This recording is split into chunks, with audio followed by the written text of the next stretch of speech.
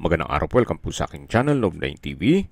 Patalasasan po, meron po ba kayong mga properties na napapabayaan or non-performing assets? Plan nyo ibenta, pero wala kayong oras sa pagbenta nito. Kung ito'y pagkakatiwala nyo po sa amin, tawag lang po kayo sa aking numero, usap po tayo, gawin ko po ng video for free. Yes, libre po, wala po kayong babayaran. Tutulungan pa namin kayong mabenta ang inyong property. Kami na po bala sa marketing, sa boosting or paid ads. Even sa tripping, hindi na po kayo mapapagod sa pag-entertain ng mga buyers. Kami na po bala sa lahat. Tawag lang po kayo. Nandito po tayo ngayon sa Caloocan kung saan meron po tayong bagong video presentation. Isang residential property na 2-story house at meron pong roof deck. May lot area po ito na 150 square meters at ang floor area ay 450 square meters. Ito pong bahay ay may 6 bedrooms, 4 toilet and bath, 2 car garage. Tungkol naman sa dokumento nito, ito ay titulado, buhay po ang may-ari, kaya wala po kayong maging problema sa documentation o sa transfer ng title. Nasa matas na lugar, kaya ito po'y flood-free area. Napaganda po ng lokasyon, malapit po sa mga business establishments, pati schools at hospital. Mamaya po sa dulong parte ng video, pag-usapan natin ang distance, location at travel time, pati presyo nito. Ito po ang inyong mga magiging kapitbahay, tahimik naman po ang lugar at malapad po ang daan. Lahat pong mga makikita nyong kagamitan o furnishings dito sa loob ng bahay ay kasama po. Opo, fully furnished po ito. Well, except dun sa mga personal stuff ni owner. Ito po yung main gate at yan po yung covered na garahe.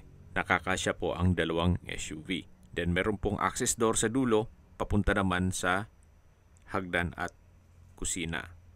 Yan po yung main door. Then ito po yung balkonahe at meron pong sliding glass door na access papunta dito naman sa loob ng bahay. At yan po yung tinutukoy ko na main door. Yung wooden door na naka French door design. At welcome po dito sa bahay ni Mama Sir. Ito po yung receiving area na naka high ceiling. Premium tiles ang ginamit dito sa flooring. Napakalaki po ng spasyo. At dito naman po yung living area. At yun pong nakikita nyo na sliding window, yan naman po yung fish pond at yung waterfalls na meron pong natural ventilation mula po sa taas. Maya po silipin natin yan. Ito po yung staircase o hagdan. And sa taas po may staircase window na nag-serves as natural sunlight. Kung meron po kayong PWD or senior citizen sa pamilya, ito pong kwarto na to ang para sa kanila. Yan po yung first bedroom. Hindi lang po natin mapasok ngayon kung anong meron pong natutulog. At nandito na po tayo sa dining area at formal kitchen. May dining set, then drop lights, yan po yung kitchen countertop, at ito po yung tinutukoy ko na waterfalls na meron pong natural ventilation. Covered po yan dun sa roof deck. May maliit na fish pond na sa ngayon wala po siyang isda. Anyway, siguro pag ma-acquire nyo, lagyan nyo na lang. Ito po yung kitchen countertop. May range hood. May wall-mounted kitchen cabinet. Then storage ng kitchen utensils. Dito naman po yung stainless sink with faucet. At sa dulo naman, matatanong natin yung common toilet and bath. Dito po may hand wash basin with vanity mirror. At ito yung tinutukoy ko na common toilet and bath. Naka-tile bathroom wall. May hot shower set. At water closet with bidet. Then PVC door. Yan po yung hand wash basin kanina na na daanan natin. Ito po yung formal kitchen, then yung dining area. Ito naman po yung hagdan. Mamaya po akyat tayo dyan. Ito naman po yung access door papunta dito sa garahe. At sa dulo po yung main gate kung saan tayo pumasok kanina at yung main door. Balik po ulit tayo dito sa loob. Ito po yung dining area. May dining set. Then dito naman po yung hagdan. Akyat po tayo. Ito po yung concrete staircase. Then GI pipe itong handrail. Nandito na po tayo sa second floor. Dito po pwedeng lagyan ng built-in cabinet. Ito po yung first bedroom. Then naka-solid wood door. May wardrobe. May malaking glass window. At may split type aircon. May bed frame and mattress na rin po. So sa ngayon, 3 lang po silang nakatira dito sa napakalaking bahay na to. Then yan po yung toilet and bath. Yan po yung hagdan. Diyan tayo umanik kanina. Ito po yung hallway. At dito naman po yung third bedroom. Naka-solid wood door. Mayroong sliding glass window with security grill, bed frame and mattress, wardrobe, at may window type aircon. Naka-tile flooring na rin po siya. Balik po ulit tayo dito sa hallway. Ito naman po yung fourth bedroom. May sliding window with security grill. Meron pong wardrobe. Then naka-tile flooring. Dito naman po sa kabila yung fifth bedroom. Naka-solid wood door. Wood parquet ang flooring. Bed frame and mattress. May wardrobe. At napakalaki po ng espasyo. Ito po yung family room. Pwede rin pong gawing office o library. So, depende po sa magiging purpose nyo. Gawa ng malaki naman po yung living area.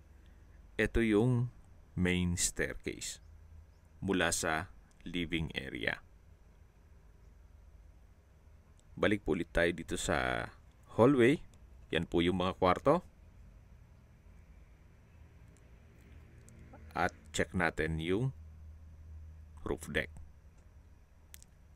Ito po yung hagdan. Akyat ulit tayo. Naka-GI pipe na handrail, then metal po ang staircase. Nandito na po tayo sa roof deck. Dito naman po ay may isang kwarto na malaki naman po ang espasyo. May 2 steel windows. Then naka-tile flooring.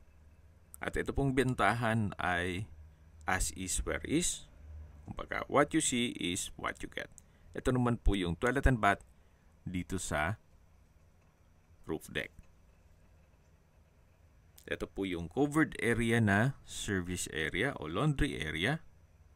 Meron pong pressurized water tank in case ng water shortage at naka-tile flooring.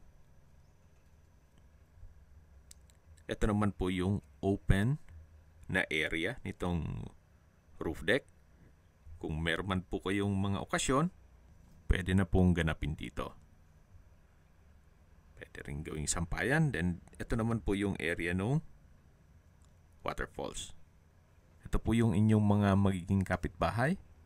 Tahimik naman po itong area at nasa mataas na lugar. May mga sampayan na rin. Then, meron pong metal railing. Ito po yung harapan ng bahay. Malapad po ang daan. Ito naman po yung tent. Lalagyan nyo lang ng trapal. So, kung big family po kayo, ito na po yung hinahanap nyo. Especially kung sakto lang ang inyong budget. Okay, sa distance, location at travel time portion na po tayo. Mula po sa mga business establishments, even fast food, gaya ng Burger King, Dunkin' Donut, McDonald's, pati mga bangko, ang distance is 1.5 kilometers at ang travel time is 8 minutes.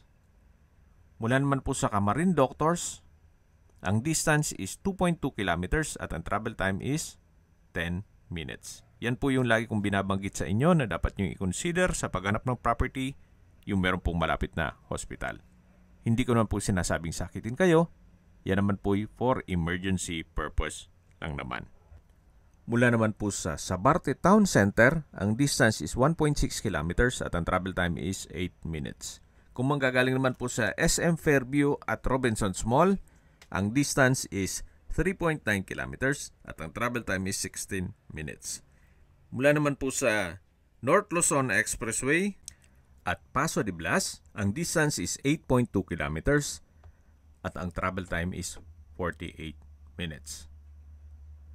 Mula naman po sa airport, ang distance is 38.6 kilometers at ang travel time is 1 hour and 6 minutes. Yan po, tunghayan nyo po itong napakalaking property na kung saan binebenta lang po ito ni owner sa halagang 15 million pesos. Opo, tama po narinig nyo.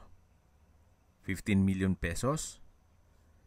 Nasa loob na kayo ng isang subdivision at malapit po sa lahat ng business establishments, pati hospital.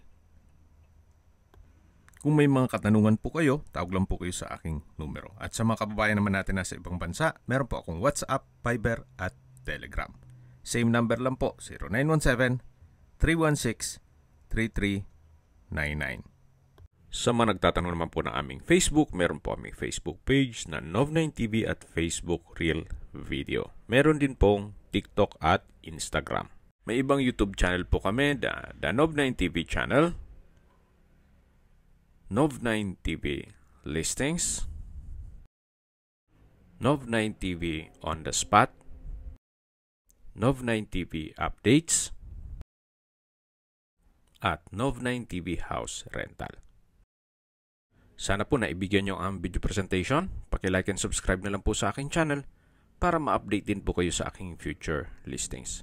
Kung sakali po hanap nyo yung mas malaking sukat ng lupa, meron din po kami ibang listings na pwede nyong pagpilian. Huwag po kayong mag-atubiling tumawag sa amin. Then, let us know your budget para malaman namin kung anong property pwede naming ilong sa inyo. Sa lahat pong viewers, subscriber at nagtiwala po sa amin, salamat po sa suporta. Ingat po kayo lagi at yung pamilya. Maraming salamat po.